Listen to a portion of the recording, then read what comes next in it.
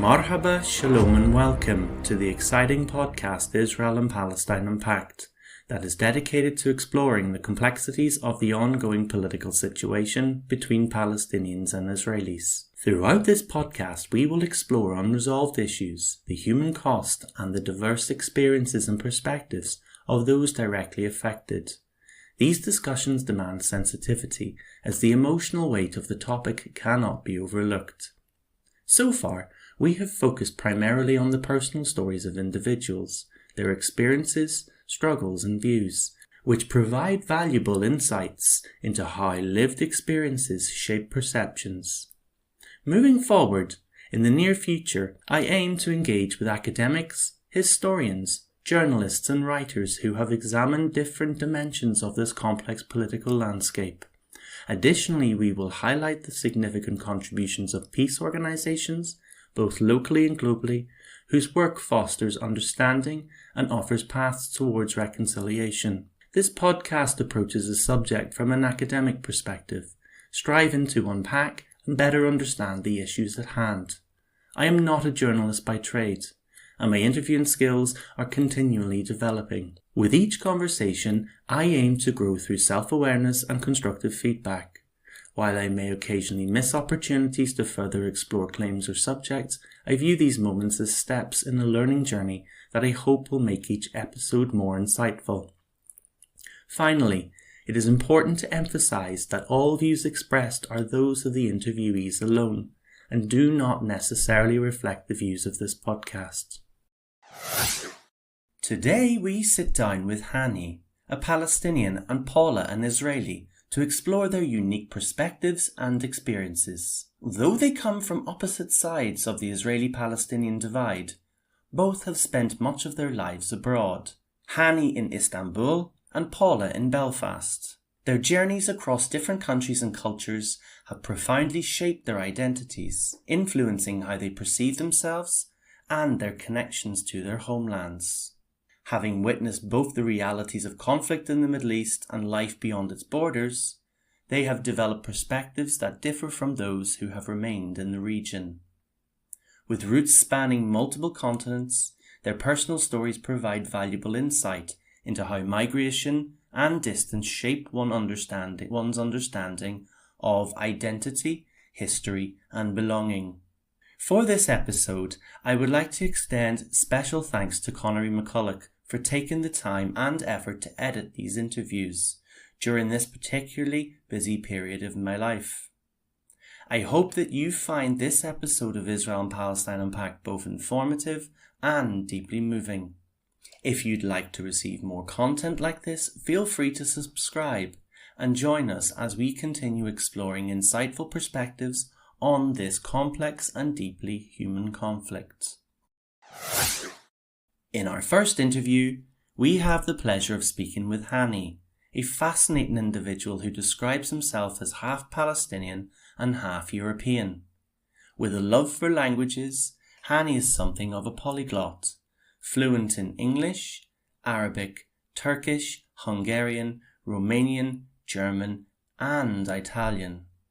His linguistic abilities reflect his diverse background and enable him to connect with people from a wide range of cultures.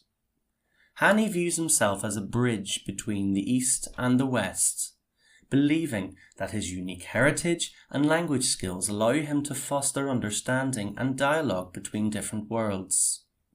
However, he expresses a sense of disappointment that, despite their curiosity, many people are hesitant to cross cultural bridges and engage with unfamiliar perspectives.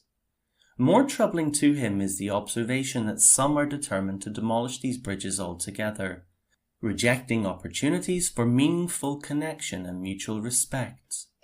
In our interview today, we talk about him moving to Tulkarm in the West Bank at a young age, his experiences with the soldiers, his navigating the Palestinian social landscape as a man with a mixed identity background, and how this has shaped his views on Israeli-Palestinian affairs. However, we join the interview with Hani talking about his mixed European-Palestinian identity in general. I believe that you are currently in Morocco visiting your wife's family. How's your time there? You're welcome. Thank you. It's magnificent actually here in Morocco. The weather is fantastic. People are generous, kind. You know, there's barely anything to complain about here. It's warm, and it's generally warm like most of the year. Okay. People tell me. You're a lucky man.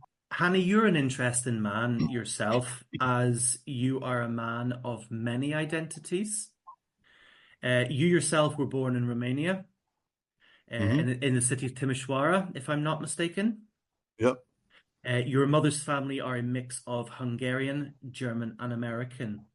But your father's family are from a village south of Tulkarm in Palestine. Exactly. So tell me this here, how do you define your identity considering both your European and Palestinian origins? How difficult is that? How easy is that? I always say, I have always said this. I am both Palestinian and a European, like half, half Palestinian, half European. And the thing is, the identity issue has kind of made me suffer at some times during my life. But it made my day at some others. It made me like stand out at some other times. At least in the first years of me trying to adapt my new life in Palestine.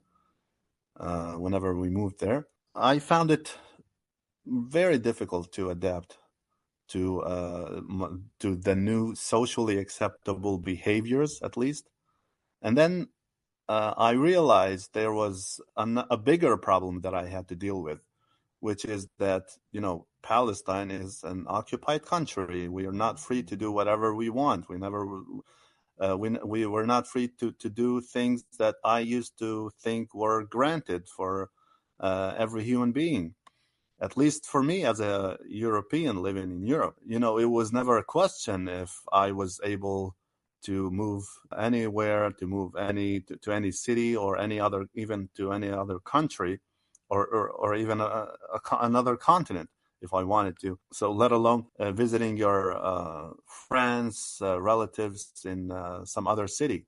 So even that was not granted. So it all depended on luck, whether you had good luck or bad luck on that specific day. On the day you decided to do those basic things of life, visiting family or friends, because it might just happen that on that day, one or two Israeli soldiers decided to close that road connecting or leading to the city where your friends or relatives are. And even if you wanted to study and to go to your university or work, same thing, same logic here. It just depended on sheer luck. So yeah, I used to try to talk, and it's not very common to talk to soldiers, but I was the exception. Uh, I had another reason to talk to them, to at least to try to talk to them, which is to try to practice my Hebrew, you know, As many as I try Palestinians to. in the West Bank do. Exactly. They learn Hebrew for the checkpoints. So yeah, they were. Most of them were, treated me bad, but uh, whenever they knew I was half European and I was born in Europe, they were like, "Wow, what? No way! You kidding?" They were like almost like regretted how um, how bad they treated me just minutes before that. Yeah. It's crazy. Especially with those who were by chance born in Europe too, Okay. or in Romania, or in any other European country. Yeah. And even those who were American or half American themselves, they were like, "Wow, your English is so I never thought there would be a Palestinian who can speak English so well. Wow, man, are you sure you're Palestinian? You fooling me or what?" They were so shocked, like, you know, Hmm. and they were trying to be suddenly they were trying to be friendly, and so yeah, the identity issue has made me crazy, has driven me crazy Okay. Can most I of the times. can I ask you the question? How old Yeah. were you when you went to live in Tulkarm? Because you said you were born in Europe. When did you go to live in Tulkarm? Whenever I got like 10, whenever I turned 10, my father suddenly decided to settle down in Palestine. So he took us all Okay. there. I mean, me, my mother, and my siblings. Yeah, so that's when. So you were 10 years old, and how long did you live there for? Like for the next 10 years. So they're pretty formative years in the life of a child that is Hmm. becoming a teenager, and a teenager that is then growing up into an adult. How, Hmm. in a sense, like you mentioned about your interaction with soldiers at checkpoints, where uh, when they connected with your Palestinian side, there was animosity, but at the sense when they realized you were half European or half, Romanian with a mixed background, that they suddenly changed their tune. In what sense did you fit in within Palestinian society, and in what ways did coming from a mixed identity background where you're both European and Palestinian at the same time, how did you struggle with that living in and around Tulkarm? I'm not gonna lie, it wasn't easy. It wasn't easy at all. I was literally struggling with that, especially that I could not accept all the new social behaviors. Um, okay, there were social behaviors that I totally not only accepted, but I was happy. I was, you know, I really loved them. Like like the fact that you can just walk into you can just walk into your friend's house without calling in advance or any of those formalities. They will still have you for dinner or even have you overnight there. They wouldn't even ask you why you came and why you're spending so much time, even if you spent like 3 days in a row. Like it was crazy, you know. Yeah. So yeah, there were some social behaviors that I loved, but at the other side of things, there were other that I hated. Like, if you allow me to give one example, Sure, go for it. like the fact that they they kind of treated um, women with less, like they were less human beings. I don't know how to say that. Uh, but you know what's crazy is, okay, they like almost everyone there tries to control women in terms of at least in terms of how they dress up and how and who are they going to get married to, and whether they're allowed to travel or work or not. But at the same time, they never leave women by themselves to go on in life by themselves to survive, you know. So Hmm. even if they get married, they will still receive all kinds of support from their families and even from friends, you know, but especially family. Like fathers and brothers would still care for their sisters and daughters even after they get married, whether they get rich or not, whether they're married to someone rich or not, it doesn't matter. So just one final question I wanted to Hmm. ask you, Hani. You've had a varied cultural experience. How do you think your varied, mixed identity influences your perspectives on the Israeli-Palestinian conflict? Well, my identity kind of forced me to be as fair as possible to everyone around me, not just Palestinians and Israelis, but even conflicts in places like far away in India or even in China, you know. So I have immersed myself into studying extensively studying history of not only the Israeli-Palestinian conflict, but also other conflicts in the world, in Serbia, in Croatia, in even the Irish-British conflict, or I don't know how you refer to it in history, but I have also studied it, and so yeah, my identity kind of forced me to extensively study even the little details about conflicts, and listen, and it has made me want to listen to both sides of every story, both to all narratives. So, and it's very important, because whoever is right about a certain conflict or even about a certain topic won't mind you listening to the other side, as long as he's right about it and he has all the evidence and proof to support it. You're listening to Israel and Palestine Unpacked with me, your host, Porrick. If you have any comments, questions or feedback, please feel free to contact me at Israel-Palestine-Unpacked@gmail.com, or alternatively, you can connect via our Facebook page or X account. All contact information can be found below in the description. Paula was born in South Africa and moved to Israel at the age of 12. She spent 18 years there, living on a kibbutz in the centre of the country.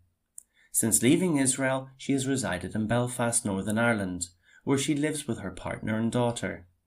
She holds a degree in community theatre from Tel Aviv University and a Level 3 certificate in Peace and Reconciliation. Passionate about progressive Judaism, she is working towards a lay reader's certificate, which trains her to lead Jewish prayers through Liberal Judaism UK. In our interview, we discuss how her experience of living in conflict zones has shaped her understanding of conflict, what she means by being a critical friend to Israel, and what she would say to Israelis and Palestinians in light of her personal experience with Northern Ireland's imperfect peace. But firstly, Paula begins by sharing a little about her life in Belfast. Well, I moved here 20 odd years ago to work with a Jewish family here to help somebody with her bat mitzvah studies. So I've been quite involved in Jewish life and Jewish things in Belfast. I love the city. I've lived in all four corners of it. I've experienced quite a diverse friendship group. My mother was born originally in Belfast, so I have family connections here as well. So this felt very much like home.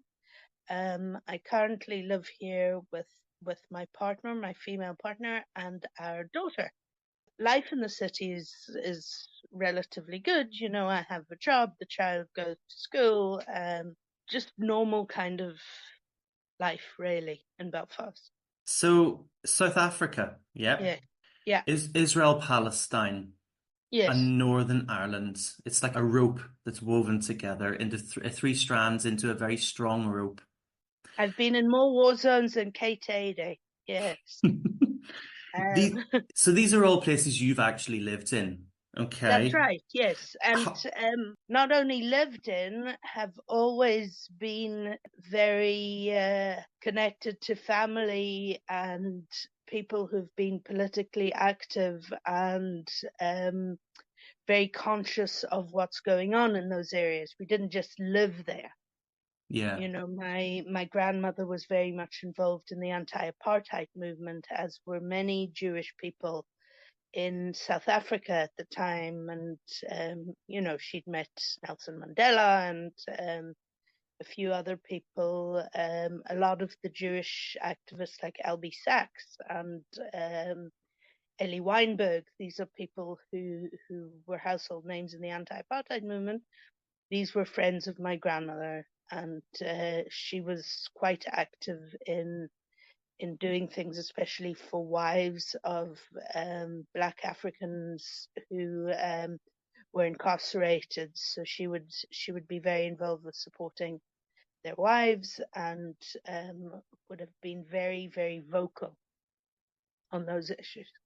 Yeah. Yeah. And so what about yourself personally, Paula? How have each of these places and experiences, I suppose, shaped your understanding of conflict? How have they made you the woman that you are today? Well, I think that South Africa, for a start, would have definitely been something I was aware of since I was very small, because I grew up in apartheid South Africa. So we would have had discussions in the home about how the system at the minute is wrong, and that we need to work towards fixing it. And then by the time I left South Africa, we'd moved to Israel. We moved to Israel because my parents were ideological socialists, Okay. and my mother had converted to Judaism. So it wasn't a case of just moving to Israel. It was a case of moving to a kibbutz in Israel. It was very clear that they were going for communal living and that philosophy, Okay. which existed very much in Israel and really appealed to them. So when we moved to Israel, it was to move to a kibbutz. So I'd been working since I was very, very young. I went to school there in an agricultural school, so very much part of that ethos. And then when the time came, I served in the Israeli army, in the Air Force, in a base close to home, so I was able to get home every day, and then went on to Tel Aviv University. Okay. So a lot of my sort of understanding of Israel comes from very much from first-hand experience, and from being in the place and understanding the nuance and the differences in people. And like, one of the things I find very funny is when people say Israel this, Israel that, and I go, well, nobody in Israel agrees on anything, so I don't know how you can generalize like that.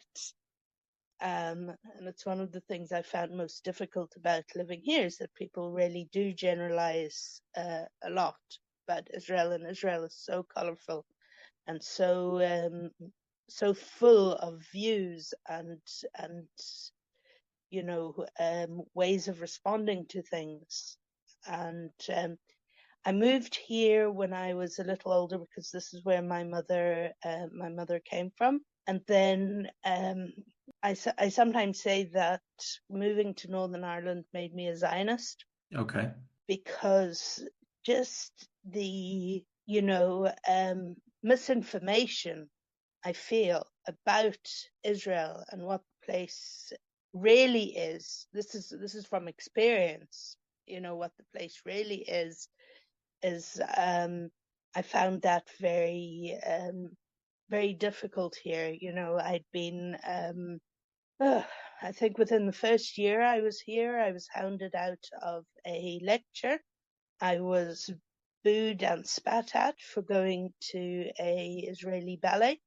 I'd been quite badly, quite abused, really, for just simply for saying anything positive about Israel, never mind political stance or anything, which I found quite difficult. And at the very beginning of when I came here, I became quite defensive, and my left-wing credentials and things that I'd worked with in both in South Africa and in Israel suddenly went aside, because I felt like I'd constantly have to advocate on behalf of Israel, just to kind of make sure that, there was another side heard in certain circles and certain conversations. So I found myself being a lot more guarded and very protective. Okay. It's taken many, many years for that to change, for me to be able to be a critical friend of Israel, being able to say the things that I feel are very wrong with the government, and even a little bit with the history. There is something wrong with the history, but I think that sometimes in Northern Ireland you're considered a fundamentalist just for believing that Israel, by virtue of it actually existing, should exist. Sometimes people think I'm a fundamentalist just for that simple view of understanding the infrastructure and the way things work in Israel, and being relatively okay with that, Yeah, which I find very difficult. of course, I understand. So you mentioned that you have grown to become a critical friend of Israel. How do you, in your opinion, how do you think that the government in Israel should be more accountable to the people? How should they listen to the electorate better, from your perspective? Well, unfortunately, the electorate have elected these people, and I think I know why. And some of it does have to do with world opinion. Of there seems to be this overwhelming feeling that if the world hates us anyway, we're going to batten down the hatches, and we're going to just become as extreme and as forthright as possible, because nobody likes us, nobody cares. So Okay. we're the only ones who can protect ourselves. So I can see how that's happening. So people have voted for this current government. I personally have been, rallying against a right-wing government in Israel for 20 years, since I was able to vote. Even before I was able to vote, I was involved with that sort of thing. But I feel like there's this feeling that it doesn't matter who's governing Israel from an outside point of view. If you don't believe Israel should exist at all, then it's really irrelevant who's running the place. Okay. Whereas Okay. I'm very invested in changing the narrative from within, which means that Benjamin Netanyahu has to go effectively. I think that's a political mistake anyway. I mean, because nobody can be prime minister for that length of time anywhere and still be effective. They should implement like they do in America, where they say you can only serve for a certain amount of terms. Yeah. I think any government that goes on for that length of time has the potential of becoming a dictatorship quite quickly, and people also get very blasé about it, and sort of defeatist, and let him just do what he wants, which is quite wrong. Yeah, no, absolutely. Absolutely. Like you are a lady of a lot of experience, a lot of cultural experience. You have a mother who converted to Judaism, was originally from Northern Ireland. You Hmm. spent part of your life in South Africa. You made Aliyah to Israel to live on in Hmm. a kibbutz. And now, lo and behold, here you are in Belfast. Northern Ireland is an imperfect example of where a level of peace exists. Mm. It's far from perfect. We have many, many, many issues. If you could speak to Israelis and Palestinians now, what would you say to them? Well, you say imperfect, but most of the killing has stopped, Yeah, it's a you fantastic know, starting point. which is a very, very good place to start. So, it is something that we would love to see in the Middle East. Just make the killing stop. And yes, there is a difference of an opinion, and our conflict in Northern Ireland is far from over. Certainly not, the ideological conflict is far from over, but even to get to that stage where people are speaking to one another, I mean, that's all we want at the minute. I think it would be very naive to think that all of a sudden everybody's going to be friends. No, there's a lot of historical trauma. You have two people in the Middle East who are experiencing generational trauma and who are now creating additional trauma. So that's what needs to be acknowledged first. I'm not saying it can be worked on. I don't even think it can be worked on in the next 10, 15 years. Yeah. But even some acknowledgement of going, here, this is our trauma. This is your trauma. We see it. We want to stop the killing and look at another way of doing things. Now, we have to remember as well that Northern Ireland is European. We communicate like Europeans, we talk like Europeans. The Middle East communicates differently. Not only do we use different languages, we have a different approach to things. We're relatively loud. We are passionate.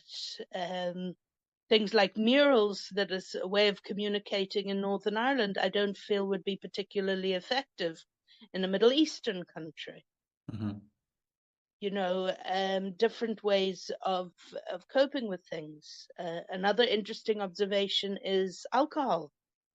Alcohol features quite big in Northern Ireland, and it doesn't as much in the Middle East. Even a small thing like that could change the whole way the topic is debated. So to actually cut and paste solutions from here is not only ineffective, it also takes away the uniqueness and the individual issues from each of the conflicts. As we wrap up today's episode, I want to express my deepest gratitude to our incredible guests, Hani and Paula, for their openness and willingness to share their personal views, experiences, and rich stories. Looking ahead to our next episode, we'll be speaking with Johnny Clark, Programme Manager for Public Theology at the Corrymeela community in Northern Ireland. Thank you so much for tuning in today. Your engagement means the world to us. If you have thoughts, feedback, or questions, we'd love to hear from you. You can reach out via email at Israeli-Palestinian-Unpacked@gmail.com or connect with us through our Facebook page. All the contact details are included in this description below. Finally, don't forget to follow or subscribe to the podcast wherever you receive your podcast episodes. I hope you'll join me next time on Israel and Palestine Unpacked.